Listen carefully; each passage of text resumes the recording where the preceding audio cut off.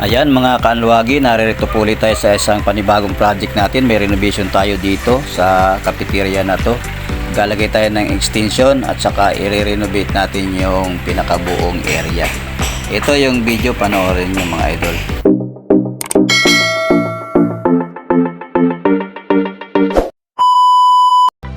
Ayan, dahil malikabok yung ating gagawin, kinubiran muna natin yung mga gamit nila.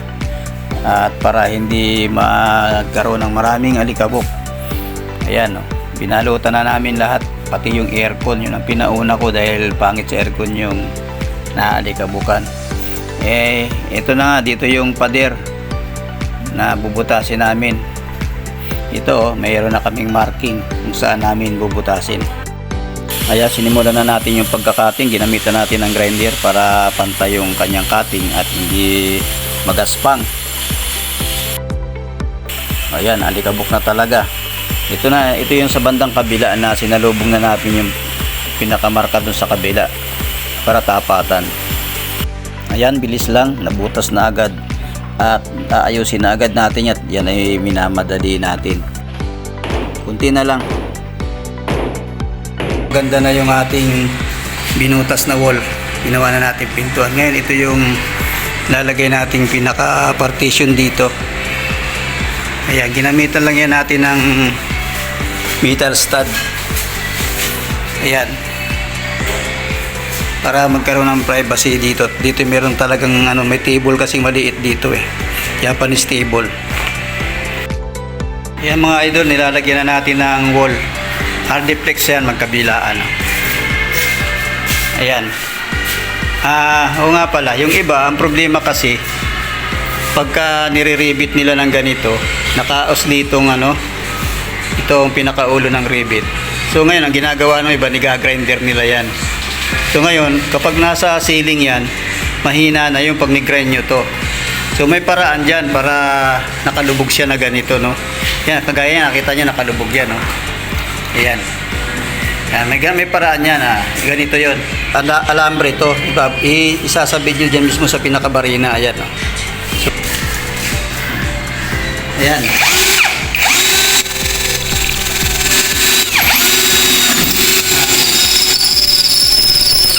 Tansyahin lang niya na sakto-sakto, baka naman lumusot kayo. So saka ngayon natin siya i-ribbit, ha. Oh, malalim siya. Pag masilya mo dyan, pantay lang. Yun. Ayan mga idol, oras di peligro na. So mamaya naman yan, kakain muna tayo doon sa labas. Tara, samahan nyo kami. Ayan, dito kami kakain mga idol kasi dito malalaki yung manok dito. Ayan. Tara, kain tayo sa loob. Kaya mga idol, hirap talaga ng construction work. Wala kami makain ng iba kundi ano ba pangalan nito? Choking. Choking lang. Ayan. Ayan. Mabuti nga pinapasok kami kahit naglilimahid kami. Ayan mga idol. Bibigyan na muna, butas pa yung shirt namin. Nakakinilas pa kami. Ayan. Ayan na. Ayan ang mga idol yung order namin. Ayan. Yan ang pagtsatsagaan namin. Wala, construction working lang tayo. Ayan, chowpan lang yung in-order namin. Tapos kahit kunti halo-halo at saka yung cook. Tapos yung kasama ko, para ngayon lang nakakita ng kanin. Ayan, pagkatapos kumain, trabaho na. Para ma-i-flat na natin to. Kaya nililihan ko na. Lagyan na natin ng flat dyan. O ayan, ipina-primer ko na. Ako na ang gumagawa nito para hindi ako puro kwento ng walang wenta. Para may pakinabang naman ako dito. Ayan, ako na gumawa. Yan mga idol, tuloy-tuloy yung ating renovation dito sa isang cafeteria dito sa Quezon City. Ayan, ito gagagawa ko lang yung parang counter na to. Ayan, parang dito yung kanilang kahayata yun. Tapos dito extension, yun nga, yan yung binuksan namin itong pintura, binutas namin yan, yung wall na yan para yung extension dito sa kabila. Ayan. Paano yung mga nagtrabaho dito? So, ito yung pinaka-extension, ito yung aming inaayos ngayon. Pinipinturahan namin yung buong area. Pinapainal na namin mga idol yung wall. Yan. Tapos dito, itong aircon. Ayan. Medyo malaki yung mga kuwang dito. Ayan. So, lalagyan natin yung frame yan. Para parang ganyan, para nagawan ko muna. Kasama ko naman, sisimula lang magpintura. Naglalagay kami mga idol ng karagdagang ilaw. Ayan. So ito nga pala yung ginawa ko. Ito. Ayan na, may frame na siya. Ipipinis na lang ang pintura. Ayan, dito naman pinapalitan na natin ng pintuan. Yung dating kahoy pinalitan natin ng clear glass para yung customer kita agad yung loob mismo ng cafeteria. Ayan, ganda na. Ito naman yung tinanggal dyan, yung dating kahoy, yan na may nire-repair ko para ikakabit namin doon sa binutas namin sa may parte ng kusina. Proceed na tayo dito sa kitchen. Kinukuha natin ng level yung flooring para maayos na natin yung sahig at masiminto na. Ginawa namin yung pantay, malalim kasi dati yan mas maganda kung pantay-pantay na yung sahig para iwas disgrasya. Simula na kami mag-flooring. Yan. Yung butas na yun, dun ko ilalagay yung pinto na nire-repair ko, yung kulay brown. Ayan, nagta-tiles na tayo. Medyo malaki na yung nagawa natin. At ito naman yung hamba na binutas namin na ginagawa na rin. Ayan malapit na. Ayan, tapos dito, ayan, mayroon pa tayo ditong mga kunting siroho. Ayan 60 by 60 ang ginamit kong tiles. Ayan, after 1 day, ayan na, natapos na natin. Ayan, grout na lang ang kulang. Tapos yung pintuan, ayun na nakakabit na. Yan yung ni-repair ko. Tapos yan, may bago na kaming lababo dito, stainless pa yan. At sa ilalim, naglagay na rin tayo dito ng yan, gray strap para yung mantika niya hindi sasama dun palabas. So para hindi tayo masita ng sanitary. Dahil sasama yan sa kanal magbabara yan sa kung saan man na makakasira din yan.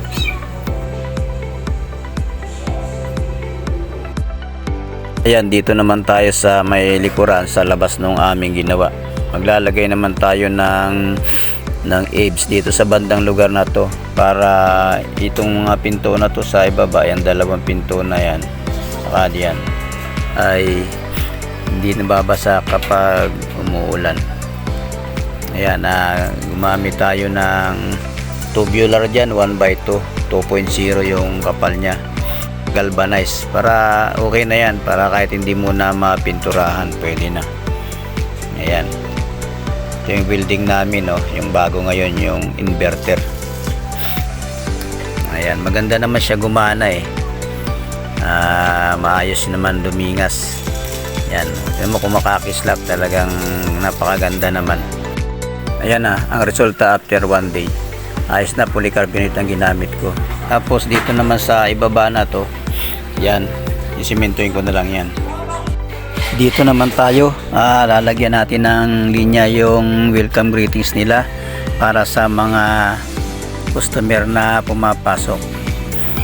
Yan, lalagyan natin, kasalukuyang nilalagyan siya ng kuryente ng aking magaling na electrician.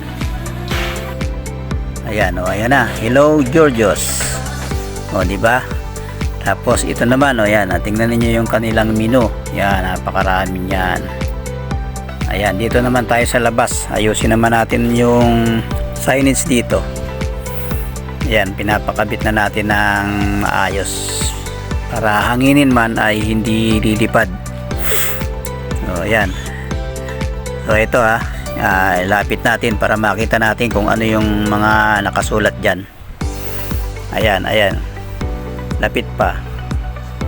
Ayan. Kita nyo? Cook with love. Serve with happiness. Di ba? Ayan, dito pa. Mayroon pa dyan sa may bandang taas. Fully air conditioned ang dining area nila. Saan ka pa? Ayan.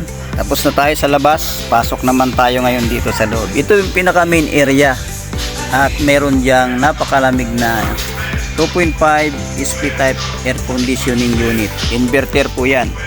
Napakaganda ng lamig dito. At dito, ayan yung kanilang menu.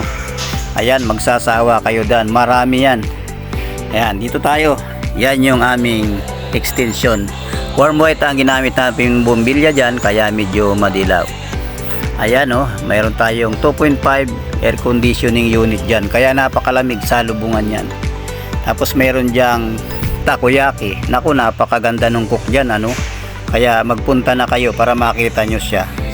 Ito naman yung cashier.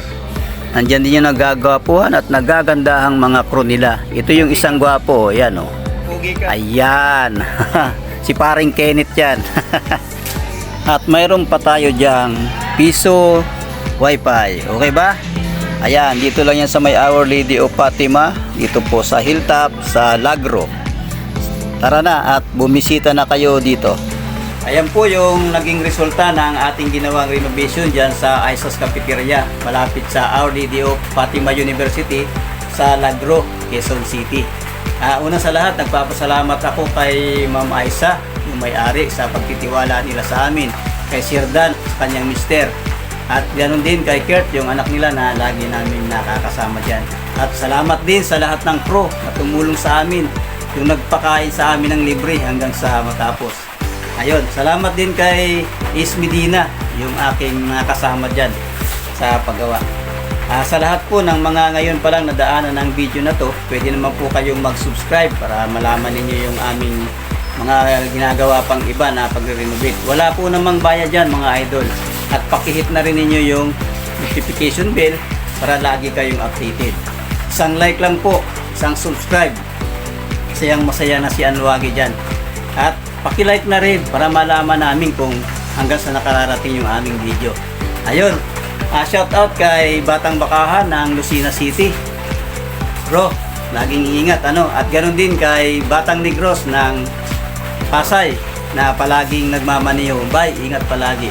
At especially kay Ma'am Angie Lacaba na nandiyan sa factory ng wig, yung gumagawa ng piluka para sa mga nawawala ng buhok. Love you always. Yan sa Pagsanhan ng Laguna Branch. At ingat kayong lagi dyan kasama ang iyong mga kasama. Ayun, maraming salamat sa lahat ng nanood. Thank you po for watching. Ito po ang inyong Anwagi. Muli po ay sumasaludo sa inyo. Tandaan, sa Anwagi, walang maliit na trabaho. Una ay serbisyo. God bless po. Ingat palagi.